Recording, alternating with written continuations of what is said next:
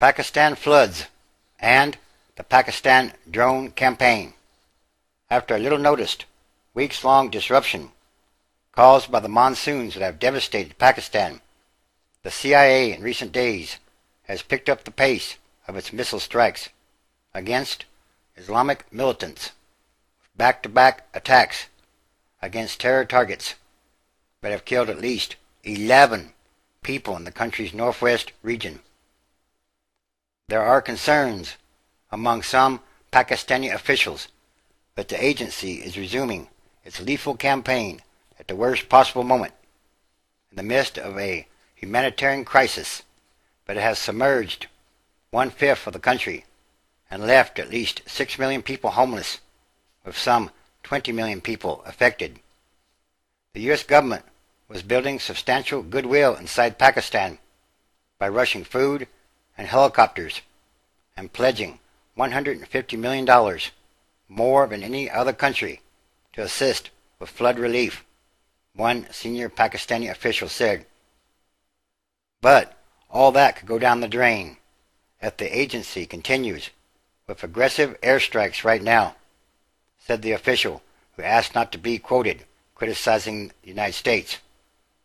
It's one thing if they were getting some high-value targets, but there are many in Pakistan, particularly in the religious parties, who are going to look at this and say, here we have the worst national calamity or catastrophe in the history of our country, and the United States is responding by conducting lethal military attacks. The sharp drop-off in the CIA pilotless drone attacks this month was never publicly confirmed by U.S. officials, mainly because the program, considered by Obama administration officials as their most effective counterterrorism weapon, remains officially classified.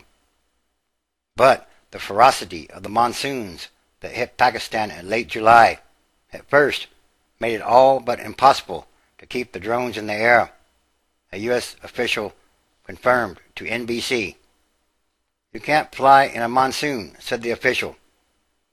For a 20-day period between July 25th and August 13th, the CIA failed to launch any missile strikes at all, the longest such period this year, according to an analysis by the Long War Journal, a publication that closely tracks the drone campaign.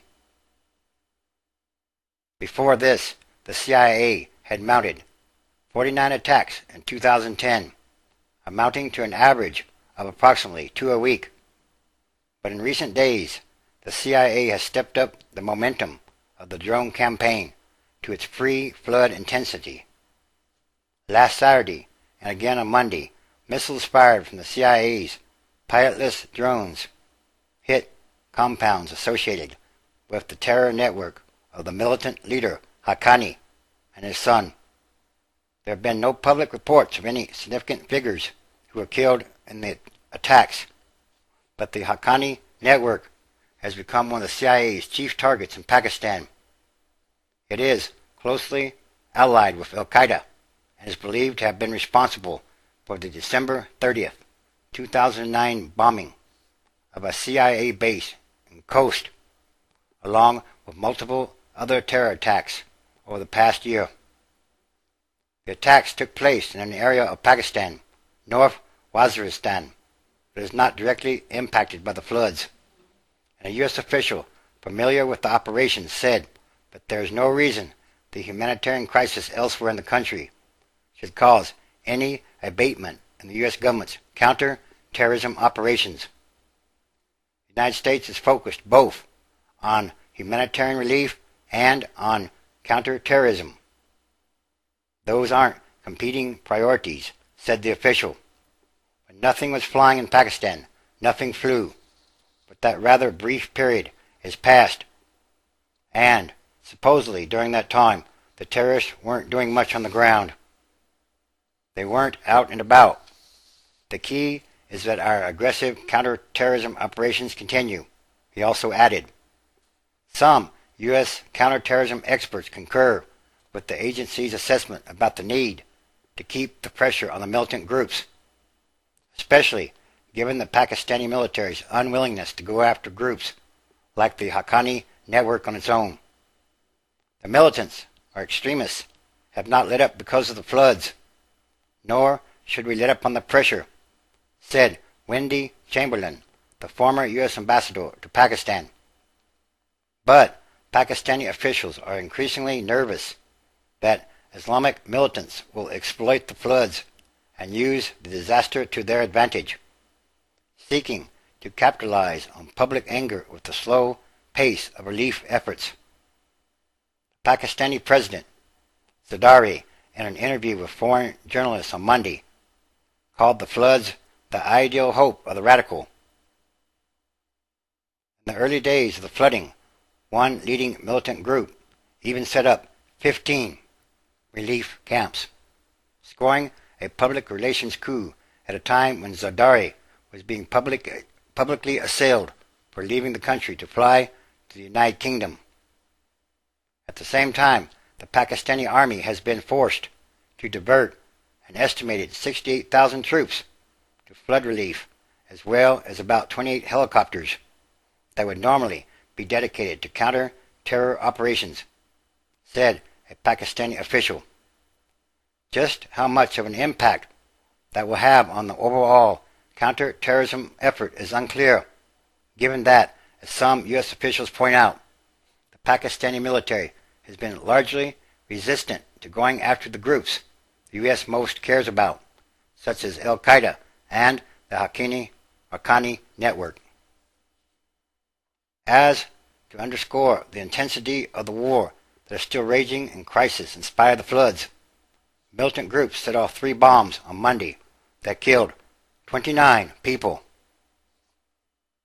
And this continues.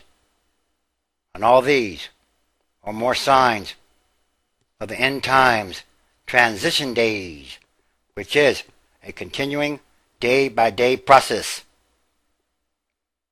Again, in other words, everything that must change quickly or rapidly and for the better, because it is also about what kind of world we are leaving to the future generations. Revelation chapter 12. And there appeared a great wonder in heaven, a woman clothed with the sun, and the moon under her feet, and upon her head a crown of 12 stars. 2. And she being with child cried, travailing in birth, and pained to be delivered. 3. And there appeared another wonder in heaven, and behold, a great red dragon, having 7 heads and 10 horns, and 7 crowns upon his heads. 4. And his tail drew the 3rd part of the stars of heaven, and did cast them to the earth. And the dragon stood before the woman, which was ready to be delivered, for to devour her child as soon as it was born. 5. And she brought forth a man-child, who was to rule all nations with a rod of iron. And her child was caught up unto God, and to his throne. 6. And the woman fled into the wilderness, where she has a place prepared of God. They should feed her there 1,260 days. 7. And there was war in heaven. Michael and his angels fought against the dragon, and the dragon fought and his angels. 8. And prevailed not, neither was a place found any more in heaven. 9. And the great dragon was cast out, that old serpent, called the devil and Satan, which deceives the whole world. He was cast out into the earth, and his angels were cast out with him. 10. And I heard a loud voice saying in heaven, Now is come salvation and strength, and the kingdom of our God, and the power of his Christ. For the accuser of our brethren is cast down, which accused them before our God day and night. 11. And they overcame him by the blood of the Lamb, and by the word of their testimony, and they loved not their lives unto the death. 12. Therefore rejoice, you heavens, and ye that dwell in them. Woe to the inhabitants of the earth and of the sea, for the devil is come down unto you, having great wrath, because he knows he has but a short time. 13. When the dragon saw that he was cast into the earth, he persecuted the woman which brought forth the man-child. 14. And 2. The woman were given 2 wings of a great eagle, but she might fly into the wilderness, and to her place, where she is nourished for a time, and times, and half a time, from the face of the serpent. And all these are more signs happening daily all around the world.